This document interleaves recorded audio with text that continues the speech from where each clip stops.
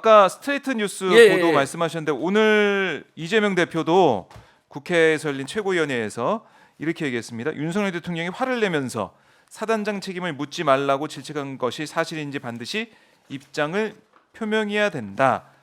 스트레이트 뉴스에서 스트레이트, 그러니까 MBC 시사 프로그램이죠. 여기서 순직한 최상병 사건과 관련해서 사단장 등 8명을 과실치사 혐의로 경찰에 이첩할 예정이다. 보고를 받은 윤 대통령이 이런 일로 사단장까지 처벌하면 네. 대한민국에서 누가 사단장을 할 수 있겠냐라고 크게 질책했다라고 보도를 했는데 여기에 대한 이재명 대표의 반응도 나와 있습니다. 이재명 대표 또 국방이고 그러니까 네. 잘 짚어줬습니다. 오늘 바로 잘 짚어주신 거예요. 왜냐면 네.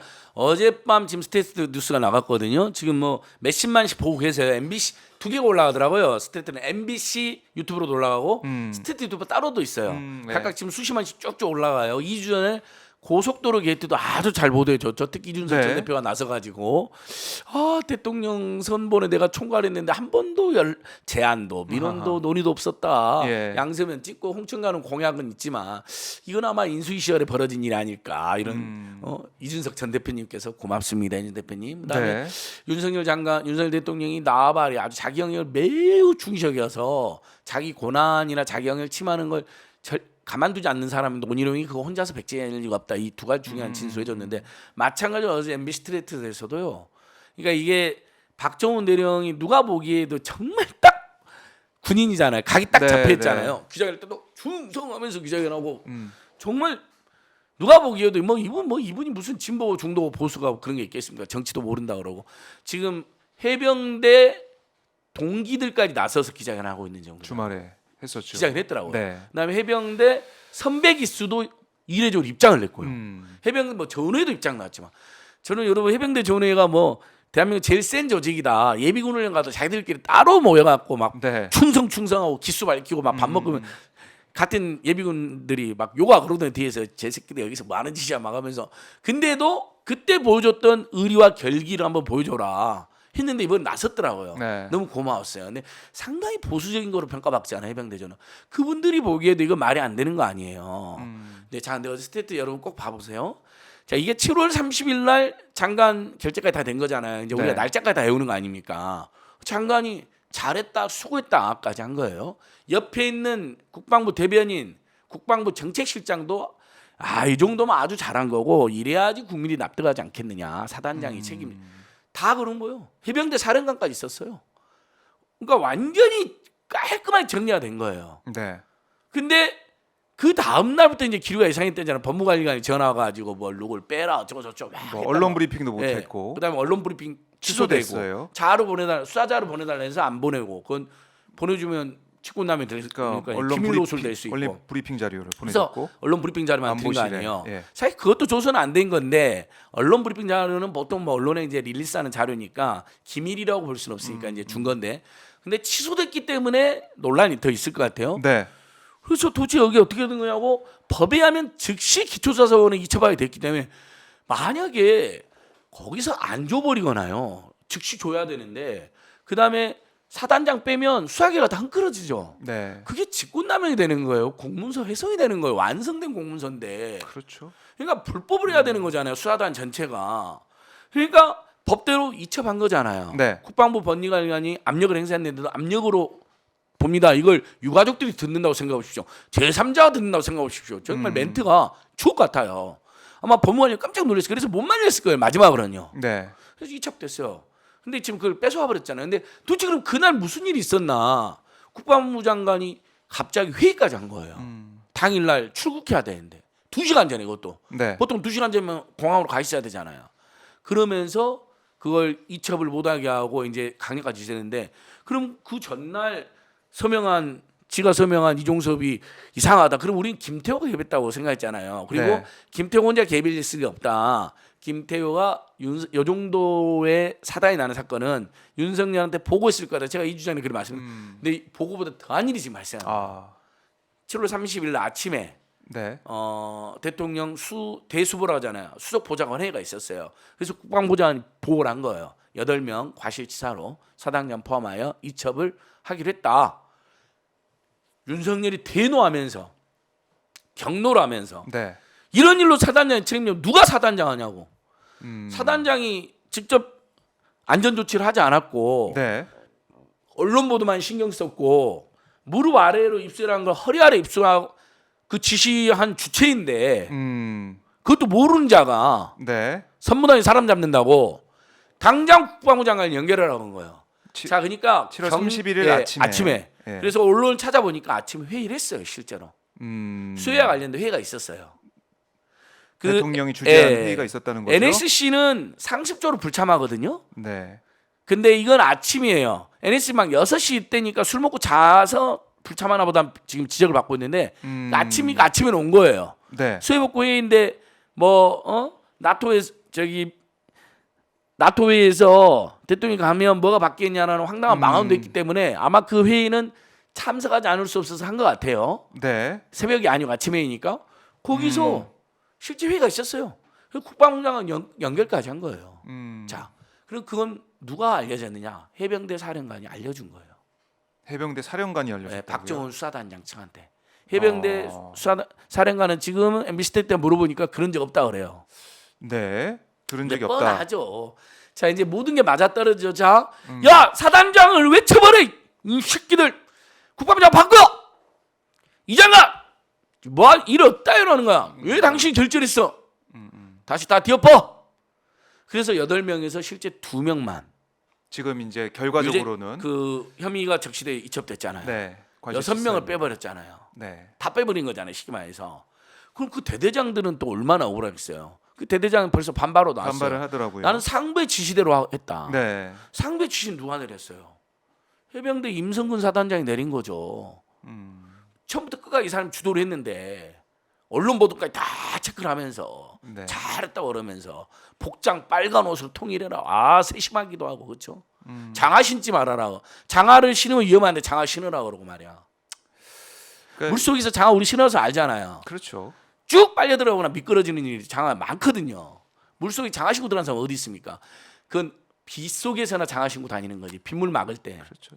얕은 곳에 갈 예. 때나 장화 신고 있는 거지. 그걸 장화를 넘어가는 그 물 깊이에 들어가면 장화 위험하죠. 더. 위험합니다. 미끄러울 당연한 뿐만 거죠. 아니라요. 발이 통제가 안 되고 장화 속으로 또 물이 들어와가지고요. 그렇죠. 무게가 더 몸이 훨씬 휩쓸립니다.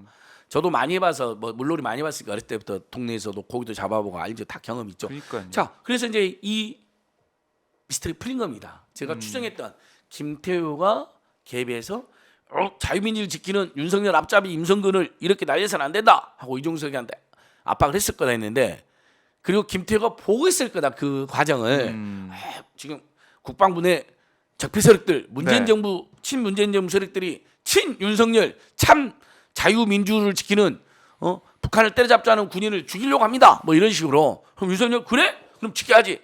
제가 2주 전에는 그렇게 추정했거든요. 아니었어요. 윤석열이 직접 나선 거예요. 네. 이 정도면 자 법에 의하면 기초조사에서 이첩하게 돼 있잖아요. 그것을 지가 조사 결과도 제대로 안 받고 사단장이 이첩됐다는 이야기만 듣고 나서서 경로라 국방장관한테 전화해가지고 사단장 빼라 그런 거잖아요. 그래서 실제 경북경찰관 서류를 불법적으로 갖고 왔잖아요. 법에서 이첩된 건데 이 전 과정의 수괴가 누굽니까? 이 직권남용. 그러니까 윤 대통령이라 볼 수 있다는 거죠. 사단장 처벌하지 않은 직무유기와 사단장의 혐의를 적시해서 보낸 전 합법적인 과정을 뒤엎어버린 것은 윤석열이잖아요. 그럼 윤석열의 직권남용이 바로 딱 걸린 겁니다. 제가 그래서 이 피켓도 갖고 온 겁니다. 드디어 이런 게 바로 탄핵 사유입니다. 네. 그러니까 예를 들면 민주주의를 파괴했다, 민생을 파괴했다, 경제를 파괴했다, 외교 파괴 뭐 이런 걸로는 당연히 탄핵이 돼야 된다 우리 국민들 믿지만 많은 국민들이 그게 헌재에서나 국회에서는 바로 그렇게 탄핵이 되기가 쉽지 않잖아요. 구체적인 위헌 위법 행위가 있어야 되잖아요. 정당 경선에 체리따봉 보내고 그 다음에 강승규 수석이 강신업 주저앉히는 전화를 하고 대통령 뜻이라고 딱 걸렸잖아요. 지금 이게 한 10개 정도는 딱 걸린 거예요. 고속도로 게이트, 후쿠시마 오염수, 무단 방류 찬성액 10억이나 되는 국민 세금을 거기에다 직접 쓴 행위. 그 다음에 이 고속 양평 고속도로 뭐 잼버리 파행 거기에다가 박정훈 수사단장 사건 같은 경우는 진짜 구체적으로 위헌 위법 행위가 걸린 거 아니에요. 네. 그럼 국정을 정상적으로 수행할 수 없는 정도의 사람들 이태원 참사, 오송 참사, 잼버리 파행 이게 딱 겹쳐지면 보수적인 헌재에서도 이건 너무 명백한 위법이니까 그러니까 특검을 해야 됩니다. 네. 국정조사 아니면 특검을 하거나 둘 다 해야 돼요. 그러면 최소한 고속도로 개통하고요. 그다음에 이 해병대 수사단장 탄압 사건하고는요 100% 걸렸습니다. 그러니까 이 윤 대통령의 인식이 그러니까 이태원 참사에 대응했던 또 우리가 그동안 봐왔던 그러니까 윗선은 딱딱 그러니까 법을 어긴 그러니까 딱딱 나와야 책임지는 것이지 결국에는 아래에 있는 경찰이나 뭐 소방대원이나 그 현장에 있었던 현장을 책임지는 어떻게 보면은 이 위에는 다 빠지고 힘없는 아래에 있는 지게에 있는 맞습니다. 사람들만 다 잡혀 들어가는 그런 예. 상황이 계속 반복이 되는 것 같은 하급자 생각이 탓, 들어요. 실무자 탓, 문재인 탓, 이재명 탓 말고는 하는 게 없는 건데 네. 그건 본인이 그동안 특수부에서 국정농단 수사 때 그때와도 달라요. 또 국정농단 수사 때는요 하급자는 봐준 사람 많아요. 주로 윗대가리들 싹 200명 가까이 구속시켰죠. 네. 그것도 혐의가 좀 부족해도 본인 녹취록에 보면 뭐 뇌물로 몰아가서 딱 걸면 돼 이런 말이 나와요 녹취록에. 여러분 대선 전에 공개된 녹취록은 2개가 있습니다. 하나는 김건희 녹취록이고요. 우리 오마이 TV에 보시면 지금 450만 정도 본 자세한 게 있어요. 박정 네. 기자님과 제가 설명한. 최근에도 이걸 보시면서 댓글 다는 분들이 있더라고요. 이제 보니까 그때 박 기자님 제가 경고한 내용이 그대로 현실로 됐대요. 이 상태에서 김건희가 대통령 되면 어떻게 되겠냐고 우리가 당연히 경고했거든요. 네. 지금 그대로 됐대요. 댓글이 그렇게 달려 있어요. 놀랍다. 그때 그 녹취록에 있는 우리 해설대로 지금 나라가 엉망이 되고 언론을 탄압하고 사람들 막 계속 고소하고 네. 고발하고 있다. 근데 그게 있잖아요. 그거 말고 윤석열이 직접 이야기한 녹취록이 나옵니다. 뭐 박근혜 수사에 대해서 이 사람은 뭐 뇌물로 넣어가지고 뭐 직업이 재단인데 그동안 해온 일이 재단 만든 일인데 뇌물을 엮어갖고 그냥 집어넣어버리면 돼 이런 거친 표현이 나와요 녹취록에. 네. 뭐 박영수는 아니요 그 형님은 그냥 처음부터 그냥 술을 잘 먹어 나한테 그냥 성녀라해요. 그리고 박영수는 얼마나 특수한 게 다 나오거든요. 근데 이 녹취록이 의외로 많이 안 알려졌어요. 근데 이거 여러분 윤석열 녹취록 하면 유튜브에 많이 떠 있습니다. 한번 꼭 들어보세요. 네. 그때는 하급자들은 오히려 많이 봐줬고요. 상급자들 이제 최고 지가 권력을 잡기 위해서는 지 명성을 떨치기 위해서는 윗대가리를 집어넣어야 되잖아요. 그러니까 혐의가 부족했는데도 윗대가리 많이 200명을 구속시켰다니까요. 특수검사할 때도 얼마나 많은 사람 5명이나 자살시키고 그러지 않았어요. 홍준표가 얘기했잖아요. 무도하기 수사에서 5명이나 자살하지 않았느냐고. 그게 다 윗선 책임자들이요. 다 네. 주로 직권남이나 뇌물로 모는 과정에서 자살했습니다. 당시에는 저도 잘했다 박수를 했기 때문에 지금의 저는 매우 반성합니다.